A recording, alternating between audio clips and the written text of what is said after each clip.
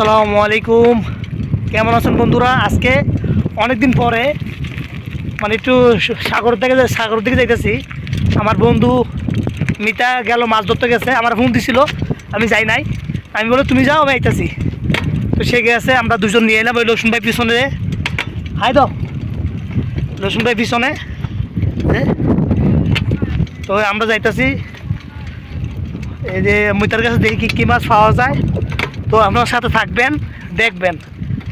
এরিয়াটা দেখাইতেছি, দেখেন এরিয়া।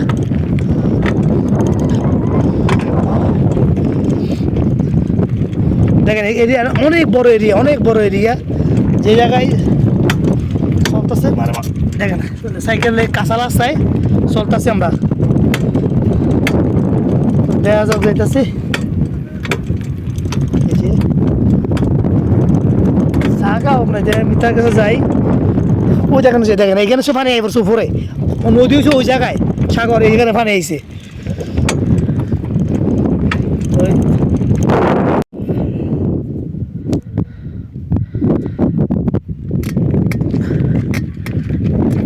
চলে আসলাম, এই যে নদীর ঘাটে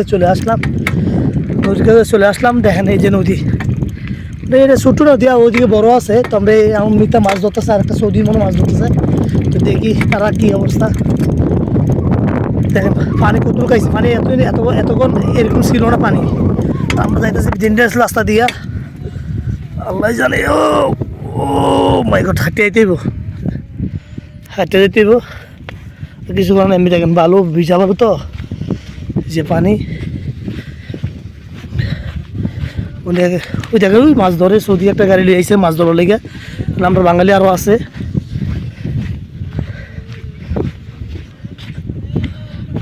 ও একজন গান গাই, দেখেন না, এটাই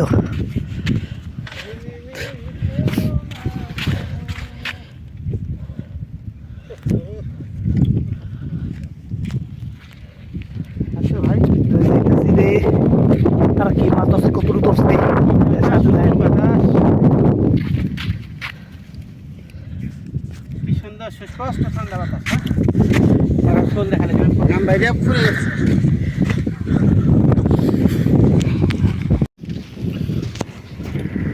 অবশেষে চলে আসলাম মিতার কাছে। দেখেন মিতা মাছ ধরতেছে। মিতা পাইছ? ওই দেখেন মাছ ধরছে। কি তেলাপিয়া? ওই দেখেন